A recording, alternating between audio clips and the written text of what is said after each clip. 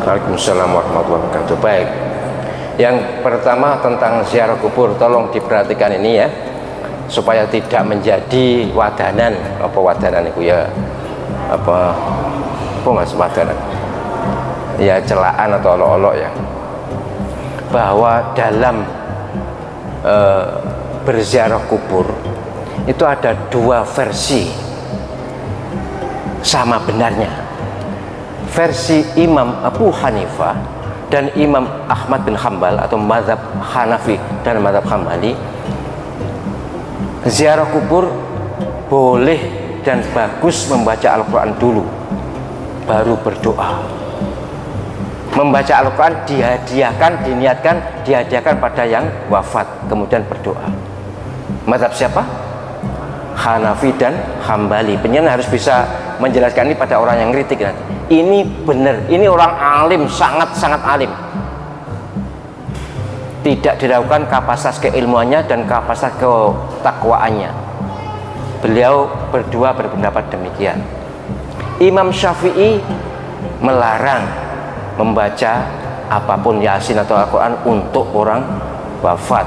Jadi ke ziarah kubur langsung berdoa saja. Kalaupun membaca Al-Quran ya silakan baca, bukan dihadiahkan tapi dibaca sebagai pengantar doa kita, tapi bukan dihadiahkan pada yang wafat. Itu Imam Syafi'i atau mazhab Syafi'i. Tapi kalau mazhab ulama Syafi'iyah sama dengan Hanafi dan Hambali. Ulama Syafi'iyah itu para pengikut Imam Syafi'i, tapi tidak sama pendapatnya dengan imamnya. Nah, Imam Malik mauquf, mazhab Maliki tidak berpendapat kalau soal baca Quran dihadiahkan, itu tidak berpendapat. Saya tidak berpendapat. Kalau mendoakan ya, maka yang disepakati semua ulama adalah mendoakan. Allahumma firlahu warhamhu wa'afi'anhu, berkali-kali silakan. Allahumma firlahu warhamhu wa'afi'anhu, berkali-kali silakan. Tapi nek gak moco apa ngono kurang enak ya, kurang mantep. Toh ada pendapat kalau di voting lebih banyak yang membolehkan membaca Al-Quran. Kalau penjenengan misalnya ragu ya, mohon maaf ya, tapi tidak usah ragu, sudah dijelaskan begini ya. Misalnya ya sudah membaca Al-Quran saja, tidak usah dihadiahkan. Kalau itu semua imam juga setuju. Tapi nanti ada yang kritik, lah apa mau Quran digoyang kuburan, mboknya ngomah gitu mesti. Jadi jenenge wong maido kan enek.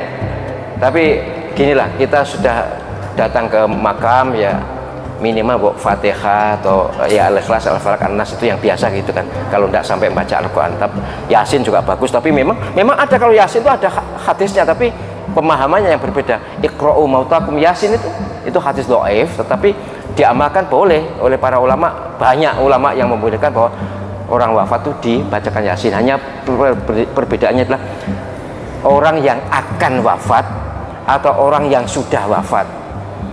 Podo bener ya, gak usah tukaran gitu ya. Jadi orang yang akan wafat dibacakan Yasin juga bagus, orang yang sudah wafat dibacakan Yasin juga bagus. Dalilnya Iqra'u mautakum Yasin, bacakan untuk orang matimu Yasin. Lah orang matimu itu loh, ada yang maknai orang yang akan mati dan orang yang sudah mati. Nek makna bahasa yang sudah mati, mauta itu orang semati. Nek kung mati jenis bukan mauta. Nek menang-menangan dalil bahasa ya menang sing sudah mati. Memang benar sebagian ulama Syafi'iyah ya membolehkan baca Al-Quran di kuburan. Tapi tujuannya menurut mereka berpendapat kalau kita baca Quran maka akan ada keberkahan yang turun kepada penghuni kubur tersebut. Dalil mereka diantaranya adalah Nabi dalam hadis Ibnu Abbas, marra bi qabrain, Nabi pernah melewati dua penghuni kubur, kemudian Nabi mengatakan innahuma la yu'adzabani, sungguhnya keduanya sedang diadab. Amma ahaduhuma fakana la yastatidu min bauli, adapun yang satu disiksa karena tidak bersih waktu cebok dari kencingnya. Wa amal akhar fakana yamshi bin namimah, yang satu diazab karena dia suka mengadu domba.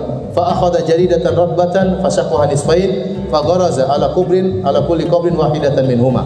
Maka Nabi pun mengambil pelepah korma yang sudah masih basah, Nabi belah dua, kemudian Nabi tancapkan kepada kuburan tersebut setengah-setengahnya. Kata mereka, kenapa Kata Nabi, la'allahu yukhaffafu anhuma ma lam yaybasa. Semoga azab kedua orang ini diringankan selama pelepah korma masih basah. Kata mereka demikian. Berarti pelepah korma yang basah itu berpengaruh untuk mengurangi azab seseorang. Nah, kalau pelepah korma saja, benda mati, itu bisa mengurangi azab seseorang, bagaimana lagi dengan bacaan Quran? Ini mereka menggunakan kias aulawi. Lebih utama bacaan Quran akan mengurangi azab seseorang. Namun ini dibantah oleh para ulama, bahkan dibantah oleh ulama Syafi'iyah sendiri ya. Bahwasanya yang benar tidak disyariatkan baca Quran di kuburan. Karena pendalilannya kurang tepat. Nabi SAW waktu menancapkan pelepah korma, Nabi hanya melakukannya sekali. Dan tidak ditiru oleh para sahabat. Kemudian Nabi tahu dua-duanya sedang diazab ya. Dua-duanya sedang diazab ya. Jadi kalau kita datang terus kita tancap pelepah korma, seakan-akan kita dituduh orang ini sedang diazab ya. Kita enggak tahu diazab atau tidak. Sehingga ada sebagian orang lagi akhirnya taruh kendi isi air supaya basah terus ya. Supaya basah terus ya. Oleh karena yang benar, itu hanya syafaat Nabi. Jadi Nabi mendoakan, ya Allah, kurangilah azab dua orang ini, syafaatku berlaku selama pelepah korma masih basah. Jadi bukan karena pelepah kormanya mengurangi azab. Ini tidak logis. Apa hubungan pelepah korma yang basah dengan dikurangi azab? Tetapi terkurangnya azab tersebut karena syafaat siapa? Nabi SAW. Nanti ini ada orang sudah enggak usah pelepah korma, tanam korma di kuburan biar basah terus. Jadi yang benar, kita tidak. Jadi ini masalah khilafiyah tentang baca Quran di kuburan. Ingat masalah khilafiyahnya, kalau dia baca Quran dalam rangka memberi manfaat kepada mayat. Bukan sebagian orang yang baca Quran merasa pahalanya lebih besar di situ. Itu salah. Seperti dia baca Quran di kuburan wali, dia merasa lebih afdal. Kalau itu bid'ah, jelas. Yang dibolehkan ulama Syafi'iyah, sebagai ulama Syafi'iyah adalah baca Quran untuk beri manfaat kepada mayat, karena mayat tidak bisa mendapatkan lagi, tidak bisa beramal lagi. Bukan kita ke situ ngambil manfaat dari mayat. Jadi banyak dikatakan ziarah-ziarah yang bid'ah itu adalah datang ke kuburan untuk mengambil manfaat dari mayat. Padahal seharusnya sebaliknya, mayat yang butuh bantuan kita kepada mereka dengan mendoakan apa? Mereka. Dan yang benar tidak perlu baca Quran di kuburan ya. Karena Rasulullah SAW mengatakan la taj'alu buyutakum maqabir. Jangan kalian menjadikan rumah-rumah kalian seperti kuburan. Rumah-rumah yang tidak pernah dibaca Quran seperti apa? Kuburan. Ini dalil bahwasanya kuburan bukan tempat baca Quran. Wallahu a'lam bishawab. Kalau ziarah kubur ke makam orang tua, bolehkah kita membacakan ayat kursi di atas kuburnya? Buka buku 37 masalah populer dalam pembahasan baca Quran di samping mayat, di samping kubur. Kata Imam Nawawi, dari kalangan mazhab Syafi'i, dianjurkan membacakan Quran di samping kubur. Yustahabbu, dianjurkan. Yang ngomong begitu siapa? Imam Nawawi. Imam Nawawi itu hebat Pak Ustaz. Sahih Muslim di kepala dia. Sahih Muslim itu ada semua di kepala.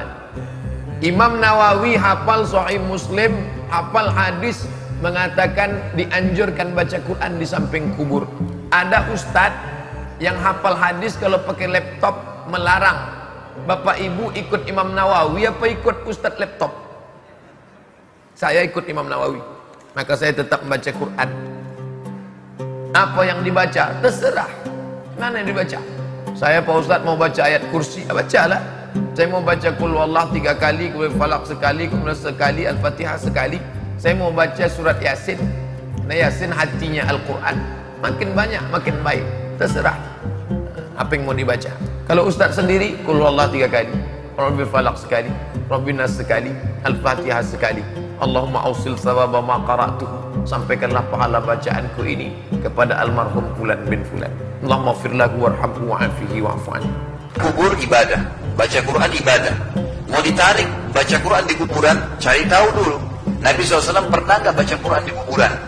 Cari dalil. Kalau ada silahkan kerjakan. Kalau nggak ada jangan dikerjakan. Ternyata Nabi SAW tidak pernah baca Quran di kuburan, dan yang ditemukan adalah Nabi SAW mendoakan dan memberikan salam kepada si mayit. Udah cukup kita doain aja. Doain sampai lama nggak masalah. Ampuni, rahmati, ya Allah, seterusnya kita doain segala macam doa, silahkan, itu bebas. Tapi kalau sudah membaca Al-Quran, membaca wirid-wirid tertentu yang Nabi SAW tidak pernah contohkan, maka sebaiknya dijauhi. Karena kita sudah punya Nabi Muhammad SAW yang menuntun kita.